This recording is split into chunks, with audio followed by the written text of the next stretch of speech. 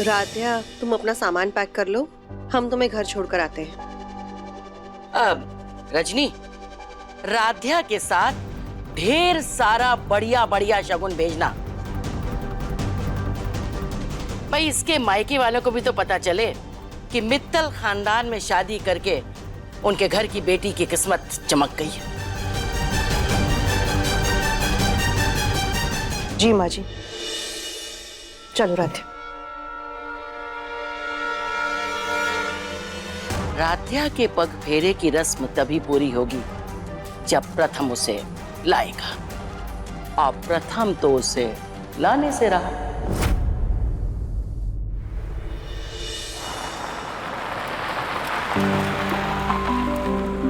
राध्या, ये लो शगुन का सामान, जाओ हम चलते हैं। माँ यहाँ तक आई है तो अंदर भी चलिए ना, सबको बहुत अच्छा लगेगा। देखिए दरवाजा भी खुला है, पक्का सब बेसब्री से हमारा इंतजार कर रहे होंगे। आप भी चलिए ना प्लीज। ठीक है भैया, आप गाड़ी घुमा लीजिए, चलो।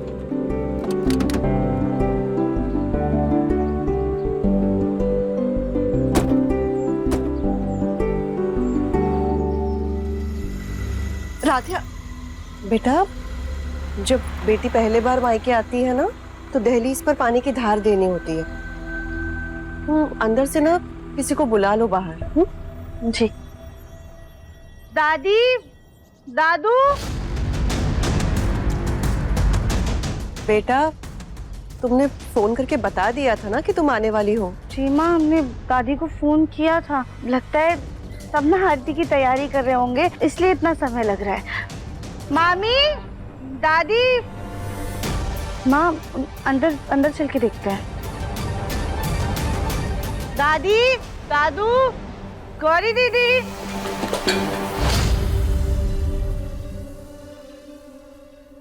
कौन है वहाँ? अरे टूपे आंटी, आप? माँ ये हमारी पड़ोसन है। टूपे आंटी, आप हमारे घर में ऐसे क्या कर रही हैं? और बाकी सब कहाँ हैं? वो बेटा, तुम्हारे पूरे घर वाले ना मंदिर गए हैं और तुम्हारी दादी बोलकर गई है कि घर की रखवाली करना। बस इसीलिए आई थी मैं। मंदिर गए हैं? अब तुम आ गई हो तो मैं चलती हूँ।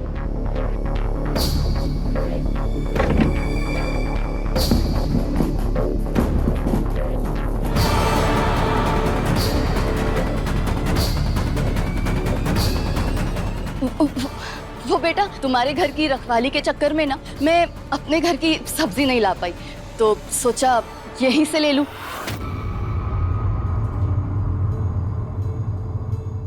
मैं चलती हूँ। माँ आप आइए ना, बैठिए। अब लगता है सब हमारे लिए प्रार्थना करने मंदिर गए हैं। कोई पग फेरे की रस्म होती होगी माँ। बेचारी राध्या, इस बिन माँ बाप की बच्ची को पग फेरे की रस्म में जो मान सम्मान मिलना चाहिए था, वो तक नहीं मिला। और इसकी दादी तो हमें शक्ल से ही तेज लगती है। इससे पहले राध्या और शर्मिंदा हो, हमें यहाँ से चले जाना चाहिए। अब राध्या बेटा, हम चलते हैं। शाम को ना प्रथम तुम्हें लेने आ जाएगा। माँ थोड़ी देर और रुक जाइए ना। दादी दादू ना हमारे लिए कोई शगुन का सामान ले रहे होंगे, इसलिए उन्हें इतना समय लग रहा है आने में। आप उनसे बिना मिले जाएंगी तो उन्हें अच्छा नहीं लगेगा। राध्या, उनसे ना हम फिर कभी मिल लेंगे। अभी घर पर बहुत काम पड़ा है ना। शाम को प्रथम आएगा ना, तो उसके साथ ही तुम घर आना, ठीक है? हम चलते हैं। ठीक है।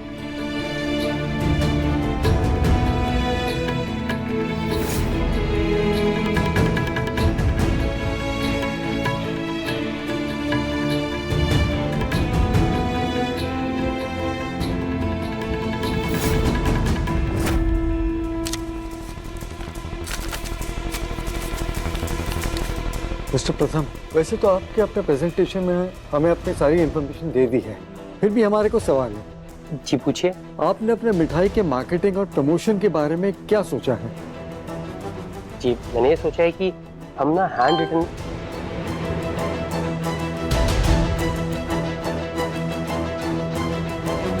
प्रथम, क्लाइंट्स कुछ पूछ रहे हैं? I'm sorry, मैं बोल रहा था कि हम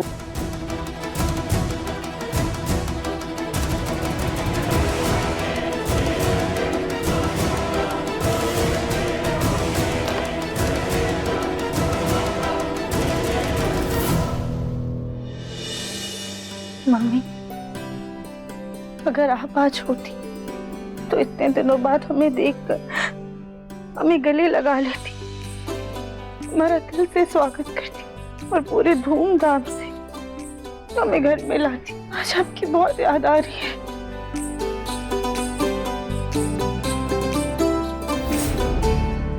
राध्या बेटा, दादू,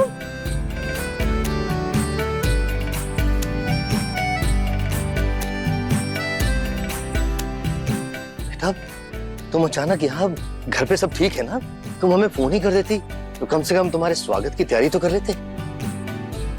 दादू आप चिंता मत कीजिए, घर पे सब ठीक है। हम तो बस पगफेरे की रस्म के लिए आए हैं। लेकिन आत्या बेटा, शादी के बाद मायके में तुम्हारी ये पहली रस्म है। अगर तुम फोन कर देती तो अच्छा होता, हम अच्छे से तैयारी कर देते।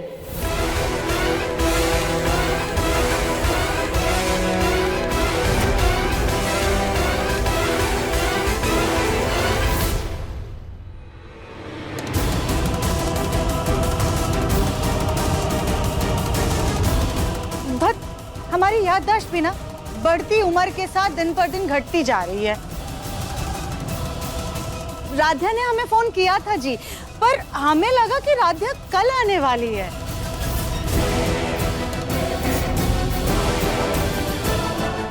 हद करती हो सुजाता, तुमसे बड़ी उम्र की तो मैं हूँ। अरे इतनी बात मैं नहीं भूल सकती, और तुम कैसे भूल गई? भूलना तो था ही ना माँ जी, ताकि राध्या का स्वागत ना करना पड़े। भाभी, हमें सचमुच में याद नहीं रहा कि राध्या आज आने वाली है पगफेरों के लिए। रहने दो सुजाता, तुम्हारी अचानक से बढ़ी हुई भक्ति और बढ़ती उम्र का घटता हुआ दिमाग मैं अच्छे से समझ रहा हूँ।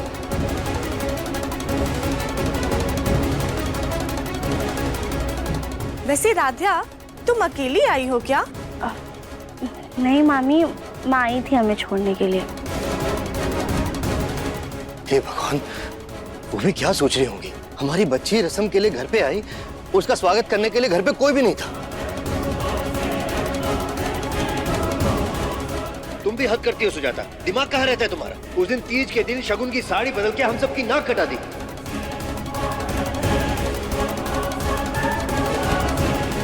और आज रस्म के दिन हम सबको घर से बाहर ले जाकर राध्या के ससुराल वालों के सामने हमें मुंह दिखाने के लायक नहीं छोड़ा। जी, अब बढ़ती हुई उम्र का बुढ़ापे का क्या ही कर सकते हैं। बस करो सुजाता, अगर बुढ़ापे का गुणगान हो गया हो तो जाओ, जाकर पूजा की थाली लेकर आओ और राध्या का स्वागत करो। जाओ। जी माँ जी।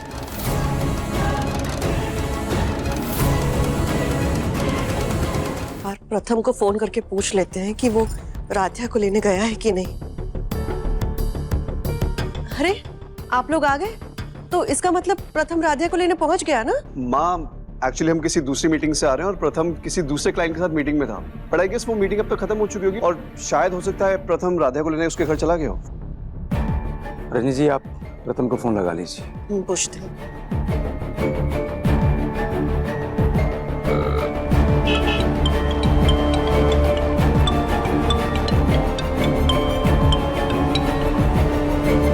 हाँ माँ।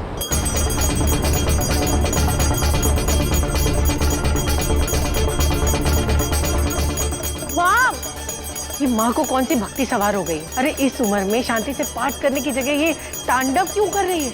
ऐसी भक्ति तो मैंने भी नहीं किया आज तक। हेलो माँ, मुझे कुछ सुनाई नहीं दे रहा है, क्या बोल रहे हो माँ? हेलो प्रथम, तुम मीटिंग से राध्या को लेने गए हो ना?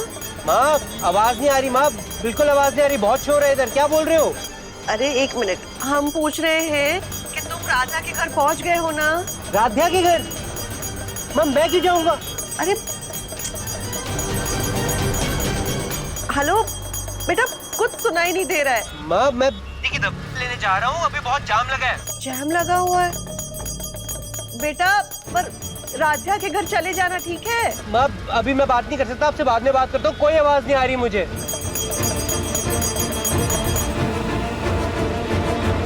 ऊपर से फोन की बैटरी भी खत्म होने वाली है। और ये जाम, पता नहीं माँ क्या बात कर रही थी। हाँ हेलो, हर हर महादेव। हर हर महादेव। माँ, सब ठीक तो है ना? हाँ हाँ बेटा, सब सही है। हम तो भजन कर रहे थे। हम फिर से प्रथम को फोन कर लेते हैं। रजनी, तुम भी ना एक बात को लेकर हाथ धो के पीछे पड़ जाती हो। अरे प्रथम रास्ते में होगा, अभी ओमकार आया, वो तुम्हें नजर नहीं आ रहा। बेचारा पति थक हार के काम से आया, ये नहीं कि उसको जरा चाय पानी पूछे, नहीं बस आते ही लगा दी सवालों की झड़ी। अरे जाओ उसके लिए चाय वाय बना के लाओ। माँ जी, आज राध्या की पग फेरे की रस्म है, आपने प्रथम को बता दिया था ना? अरे भगवान, पग फेरा, लगता है पग फेरा ना हुआ, पता नहीं कितना बड़ा काम हो गया।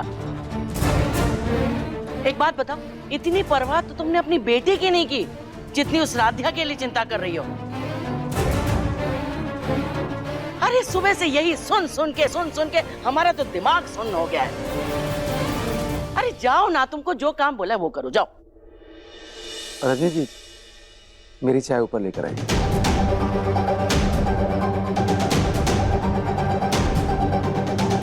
फोन को चार्जिंग में लगा देते हैं।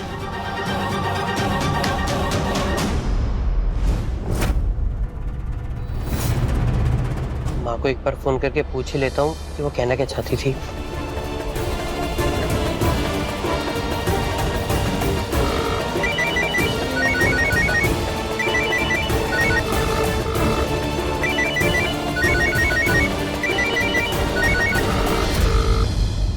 फोन काट दिया। हम प्रथम को उस फूल गोभी के घर हरगिज नहीं जाने देंगे, और अब ना ही प्रथम वहां जाएगा और ना ही राध्या के पग फेरे की रस्म पूरी होगी।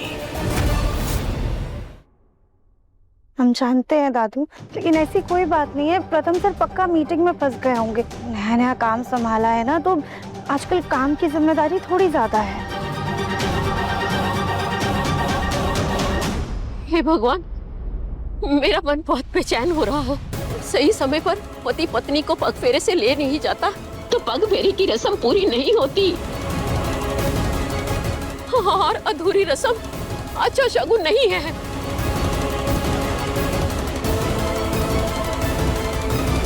आप फालतू में चिंता कर रही हैं। ऐसा तो आपका बीपी बढ़ जाएगा। आप इधर आइए। वो आ नहीं रहा ना। कविता, जल्दी से माँ की बीपी की दवाई। घर में सब इतने परेशान हो रहे हैं, अब हम क्या करें?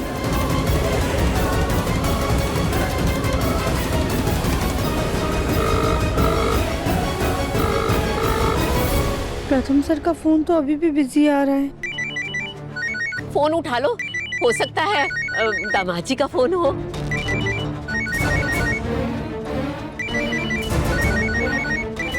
सॉरी मम्मी, पर आज सबकी खुशी के लिए हमें झूठ बोलना पड़ेगा।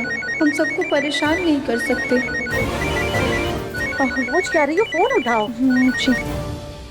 हेलो, हाँ हाँ प्रथम सर। अच्छा, ओह कोई बात नहीं, हम आते हैं, आप परेशान मत होइए। हाँ हाँ, हम दादी दादू से कह देंगे, वो परेशान नहीं होंगे, आप चिंता मत कीजिए, हम आते हैं। क्या हुआ राध्या, क्या कहा दामाद जी ने? दादी, गणपति विसर्जन की वजह से ना ट्रैफिक बहुत ज्यादा है, गाड़ी अपनी जगह से हिल ही नहीं रही है, और उन्हें नया प्रोजेक्ट भी मिला है ना, तो घर पहुंच के सारा काम भी खत्म करना है। तो उन्होंने ना हमें गली के बाहर बुलाया है और आप सबसे तहे दिल से माफी मांगी है। वो कह रहे थे कि अगली बार ना समय निकालकर आप सबसे मिलने जरूर आएंगे। हे भगवान, ये बड़े लोग भी ना इतना सब कुछ बनाया था, लेकिन सब बर्बाद हो गया। अरे काम का तो सिर्फ बहाना है, असल में ये लोग हमें बहुत छोटा समझते हैं, इसलिए हमारे घर में आना नहीं चाहते। क्यों, सही कहा ना मैंने राधिया? कविता कुछ भी बोल देती है तुम। सही कह रही हूँ मैं। नहीं नहीं ताई दादी, ऐसा कुछ भी नहीं है। अगर जरूरी काम नहीं होता ना तो। राधा बेटा, तुम्हें सफाई देने की कोई जरूरत नहीं है। एक समय में तुम्हारे दादू ने भी अच्छा खासा बिजनेस संभाला है। मैं जानता हूँ कभी कभी ना चाहकर भी इंसान मजबूर हो जाता है, परिवार की तरफ ध्यान ही नहीं जाता। एक काम करो बेटा, अभी तुम जाओ, सोनू और गौरी तुम्हें बाहर तक छोड़ाएंगे।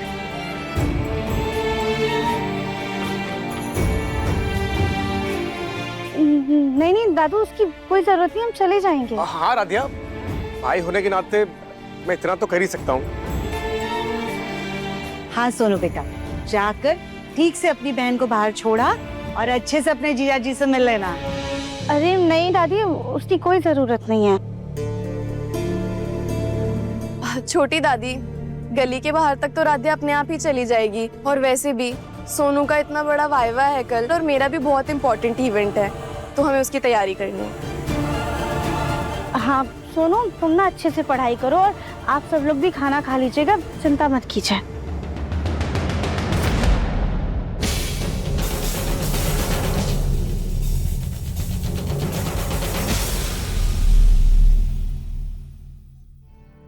अपना ख्याल रखना बेटा।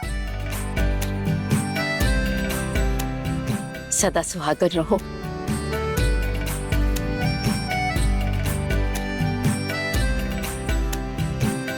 ये हमारी तरफ से दामाद जी को देना राधिया। जी मैम।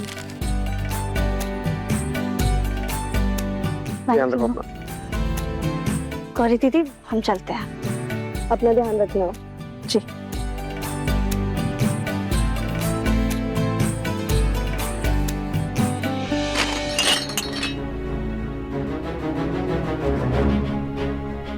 सुजाता, ये क्या किया? अब माफ कीजिएगा माँ जी, वो गलती से हमारा हाथ लग गया, लेकिन कोई बड़ा नुकसान थोड़ी ना हुआ है। जिनके लिए इतना कुछ बनाया था खाने के लिए, वो खुद तो खाने के लिए आए नहीं। और हम सोनू के बारे में बात भी नहीं कर पाए। किसी काम की नहीं है ये राधिया। हे भोलेनाथ, मेरी राधिया भी बिल्कुल राधिका की परछाई है। खुद कितनी भी परेशान क्यों ना हो, लेकिन किसी के सामने चेहरे पर शिकन तक नहीं आने देती। बस जो भी चल रहा है राधिया के जीवन में, उसे खुश रखना हमेशा प्रभु। घर वालों से झूठ बोलकर उन्हें बिल्कुल भी अच्छा नहीं लग रहा है, लेकिन बड़ी चाची की तबीयत खराब हो रही थी और दादू को भी चिंता होने लगी थी, और कोई रास्ता भी तो नहीं था हमारे पास। प्रथम सर पक्का मीटिंग में बिजी हो गए होंगे, इसीलिए हमारा फोन नहीं उठा रहे। हम घर से तो निकल आए, पर बिना प्रथम सर के घर कैसे जाएं? खैर, हम रिक्शा कर लेते हैं।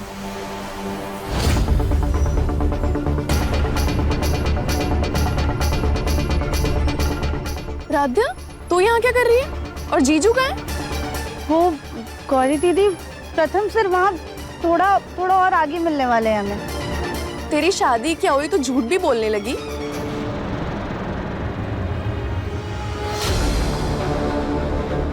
सच सच बता राधिया, क्या बात है? मैंने तेरे फोन पे देख लिया था कि स्पैम कॉल आ रहा है।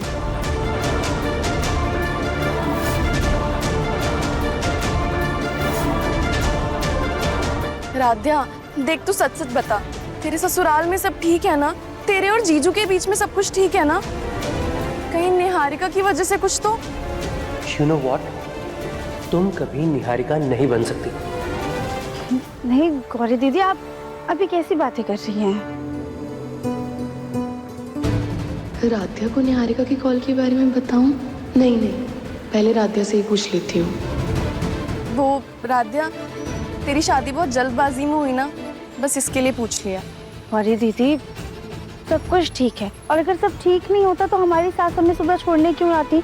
और प्रथम सर ना सच में काम में फंस गए होंगे, आज उनकी एक इम्पोर्टेंट मीटिंग भी थी, इसीलिए हमने झूठ बोला, वरना आप तो जानती है ना, घर में सब परेशान हो जाते हैं। पक्का? पक्का। ठीक है, फिर तू जा, मैं किसी से कुछ नहीं कहूँ। खुश है।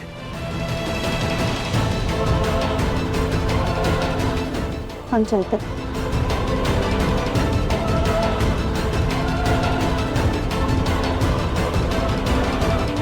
दादी, हम जानते हैं कि हमसे बहुत बड़ी गलती हुई है। हम मानते हैं कि हर काम में हमसे कोई ना कोई गलती होती है।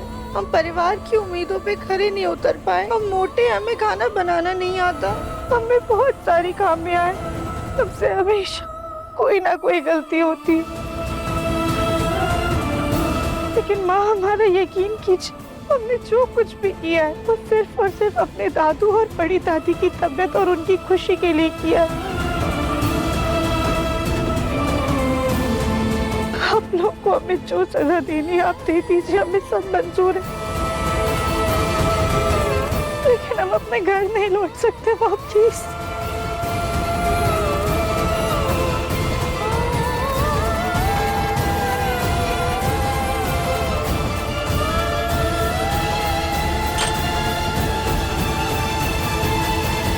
रजनी, तुम इस फूल गोभी के आंसुओं के चक्कर में रस्म रिवाज भूल जाओगी।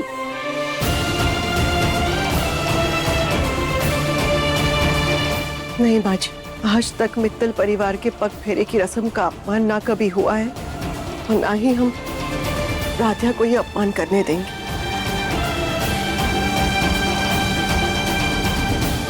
प्रथम भी अभी तक नहीं पहुंचा है। हमें ना चाहते हुए भी तुम्हें अपने मायके वापस भेजना पड़ेगा।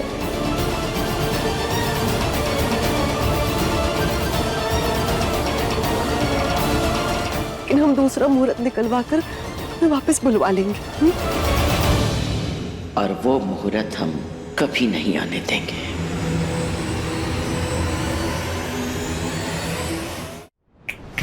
सुन लिया ना सबने क्या कहा? अरे जिस रिक्शे में आई हो ना उसी में वापस लौट जाओ, अभी बाहर ही होगा। या फिर अपने ड्राइवर को कहें तुम्हें छुड़वाने के लिए।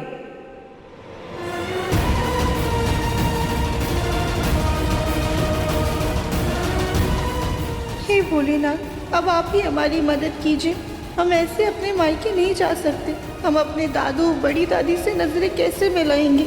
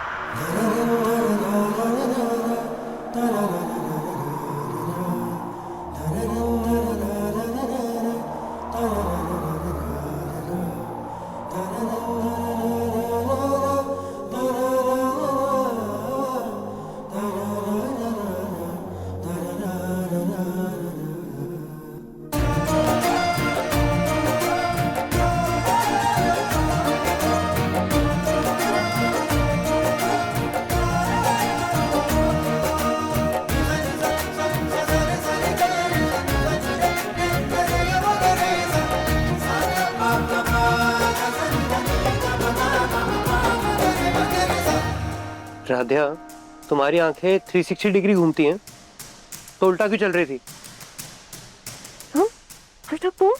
हाँ मैम, आप मुझे ऐसे देख के सरप्राइज क्यों हो गए? ये इतनी जल्दी कैसे आ गया? अरे रुको, एक मिनट यहीं रुको। क्यों, क्या हुआ? वो हम बाद में बताते हैं। रजनी जी, मुहूर्त खत्म होने से पहले आप अपनी रस्म पूरी कीजिए। माँ जी, मुहूर्त में अभी भी 1 मिनट बचा है। अब तो कोई अपशगुन नहीं हो रहा ना? भगवान के तो खेल ही निराले हैं। जिसे अपशगुन कह रहे थे, भोलेनाथ ने उसे पल भर में शुभ शगुन बना दिया। रजनी दीदी, जल्दी से आरती उतारिए।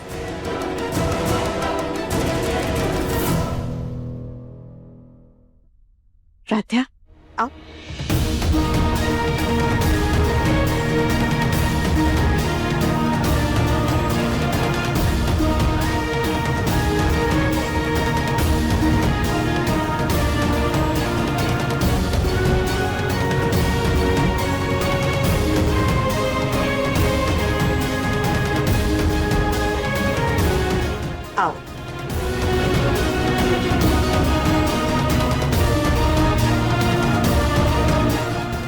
थैंक यू भोलेनाथ, आपने इस रस्म का मान रख लिया। राधा बेटा तुम अपने कमरे में जाओ, हमें प्रथम से थोड़ा काम है। ये फूल गोभी वापस घर में आ तो गई, लेकिन हम इसे टिकने नहीं देंगे।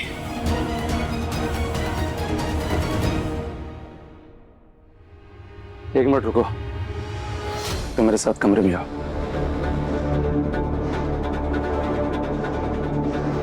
पापा क्या हो गया पापा, आप इतने गुस्से में क्यों हैं? कहाँ थे तुम? कहाँ था मतलब, मैं ऑफिस में था, काम कर रहा था। काम 3 घंटे पहले तुम्हारी मीटिंग खत्म हो गई थी, और इतना क्या जरूरी काम था जो अपनी पत्नी को पग फेरे के लिए उसे लेने नहीं गए? पग फेरा? ये कब हुआ? सॉरी पापा, पर मुझे इसके बारे में कुछ नहीं पता था। लीजिए रजनी जी, अब आपका लाडला झूठ भी बोलने लगा है। मैं झूठ नहीं बोल रहा हूँ पापा, मैं आपकी तरह नहीं हूँ। अच्छा, 4 दिन से तुम बिजनेस क्या संभालने लगे और अपने बाप से जुबान लड़ा रहे हो, अपने बाप को ही झूठा बोल रहे हो। अब शांत हो जाइए। क्या शांत हो जाए रजनी जी? राध्या इसकी पत्नी है, इसकी जिम्मेदारी है, और ये है कि राधा मेरी जिम्मेदारी नहीं है। राधा मेरी जिंदगी का वो बोझ है जो आपने मेरे सर पर जबरदस्ती। शांत हो जाइए, क्या कर रहे हैं आप? हाँ प्रथम तुम जाओ यहाँ से। देख रहे हैं रजनी जी, कितना बदतमीज हो गया है आपका बेटा। हम बात करते हैं प्रथम से, लेकिन आप प्लीज इस बात को ना आगे मत बढ़ाइए। अगर ये बात राधा तक पहुंच गई ना तो बहुत गड़बड़ हो जाएगी। ठीक है, तो जाइए समझाइए अपने सुपुत्र को। हम बात करते हैं।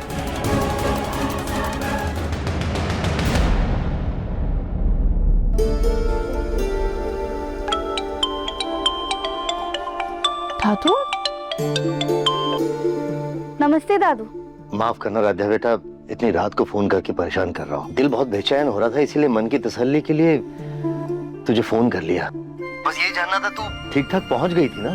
दामाद जी तुझे मिल गए थे ना? हाँ दादू, हमारा गृह प्रवेश भी ना उन्हीं के साथ हुआ है। चलो ये तो अच्छा है। वैसे बेटा दामाद जी कहाँ हैं? कभी उनसे ठीक से बात ही नहीं हुई, जरा उनसे बात करा दे। शादी में भी इतने व्यस्त थे कि उनसे बात नहीं हो पाई, बात करा दे बेटा। अब दादू वो दरअसल काम के सिलसिले में ना अभी पापा जी के साथ है, वो फ्री हो जाएंगे तो हम बात करवा देंगे आपकी। हाँ हाँ राधा बेटा, आराम से, उनकी सहूलियत के हिसाब से करा देना। बस तुझसे बात हो गई ना तो दिल को सुकून मिल गया। दादू आप हमारे लिए इतना घबरा क्यों जाते हैं? बस बेटा कभी कभी दिल को बहुत डर लगता है कि कहीं मैंने जल्दबाजी में तेरी शादी करके कोई गलती तो नहीं कर दी। भगवान ना करे कभी तुझे कोई तकलीफ हुई तो ऊपर जाके देवम और राधिका को क्या मुंह दिखाऊंगा। दादू प्लीज आप ऐसी बातें मत किया कीजिए, अभी तो आपको और 100 साल जीना है।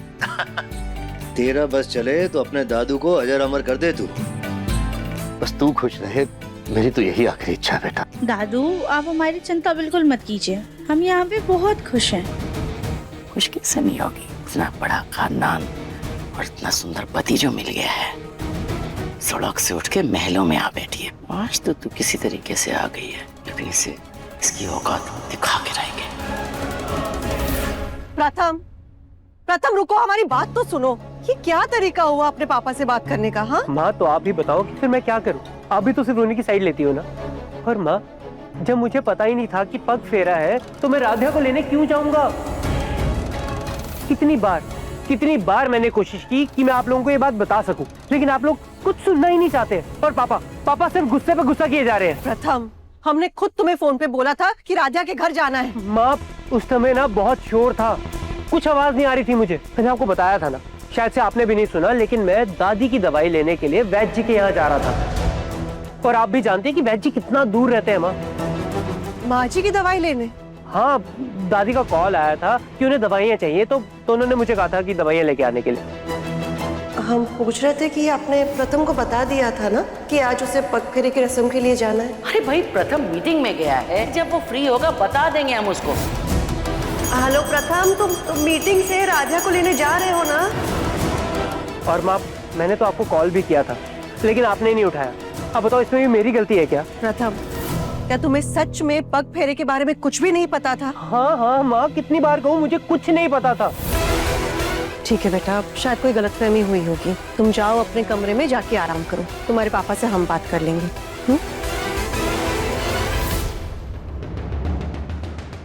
मन अति सुंदर शाम 7:30 बजे दंगल टीवी पर।